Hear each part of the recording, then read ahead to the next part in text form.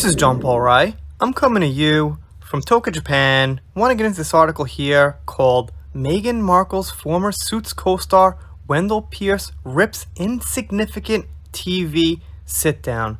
Now, I've been struggling with Meghan Markle on this channel and thinking, why exactly do I find her to be somewhat irritating, somewhat of a negative figure? Some people have come around here and argue with me saying, well, you shouldn't really make fun of her. You don't have a good enough reason.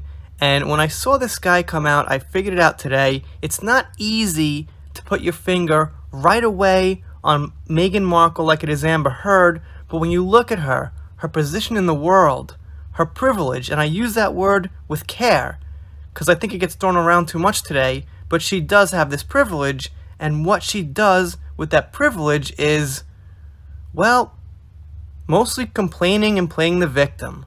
So that in itself is not a great thing for the world. There are a couple other things about her I will get into about freedom of speech, but for this video I want to stick to what this guy here is saying. Meghan Markle's former Suits co-star Wendell Pierce has ripped her and Prince Harry's TV sit-down as insignificant given problems like the global pandemic, according to a report.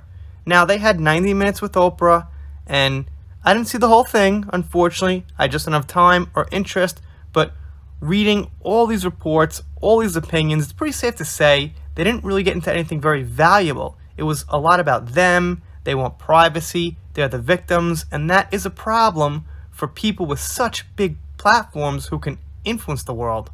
Pierce, who played Markle's lawyer dad on the TV drama, told Britain's LBC talk radio station Monday, today 3,000 people are going to die in America from you-know-what, according to the Daily Mail. A couple of hundred people are going to die even this hour in the UK, said the actor, a native of New Orleans, who also starred in The Wire and Jack Ryan. But instead of focusing on the throes of death that were in everyone from the royal couple and the palace to Oprah Winfrey and CBS, have been too busy focusing on the insignificant, he said, which is a problem in the world today.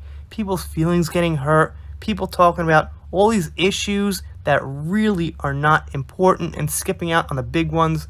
I like to say, from a lot of, big powers out there, you guys know who they are. There's too much distraction tactics, and we're not really concerned with the main things that are going on. Language, who's offended. There's all these kinds of racism and sexism and, phobias out there. It's just bullshit that's distraction. So try to keep your guys' eye on the ball, basically. It's all full of sound and fury, signifying nothing, Pierce said of the interview and ensuing fallout, quoting Shakespeare's Macbeth. It was quite insensitive and offensive that we are all complicit in this sort of palace gossip in the midst of such death, the actor added. Markle and Prince Harry said during the sit-down that racial issues were a large part of why they left the UK, and that the royal once expressed concerns to him over how dark their son Archie's skin would be. Markle is biracial. He's saying, well, this wasn't a really important thing.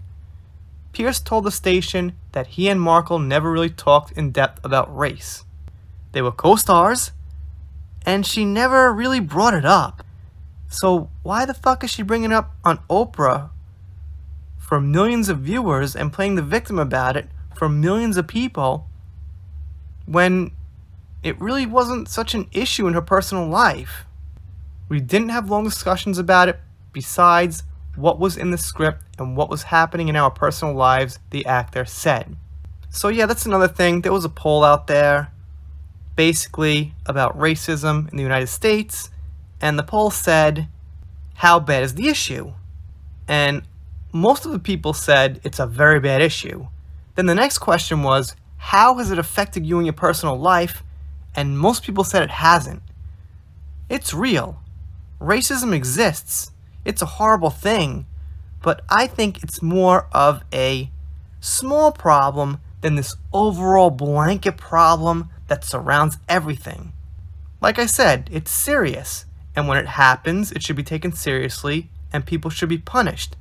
But to think it happens in every little thing of life these days, a Disney cartoon, a children's book, a TV commercial, whatever it is, I think it's gone a little too far. And I think that's what this guy's pointing out here, because he specifically brings up the fact that Meghan Markle was talking about, being questions about Archie's skin color rather than the pandemic that's affecting millions of people of all races all around the world.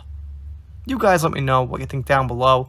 I said in a community post here I was going to stop Meghan Markle videos, but she came up in the news and I kind of had an epiphany as to why I thought, there was some issues around her.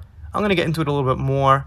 It's kind of complicated with freedom of speech issues and Piers Morgan's.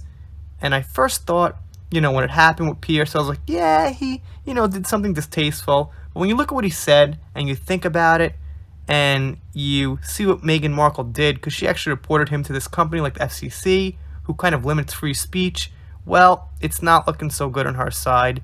And in the end, he was a baby. He walked out, he gives her hell. And it's unjust sometimes. But all in all, it's his opinion. He's got the right to say it. And the right to freedom of speech, and criticizing her and criticizing people is more important than her feelings, basically. Anyway, I'll circle back around on that pretty soon. If you're not subscribed here, consider it. I'm doing shoutouts, special thanks, things like that. I guess Meghan Markle again now. That first heard. If you don't subscribe, I'll be sad, but I'll get over it. See you next time.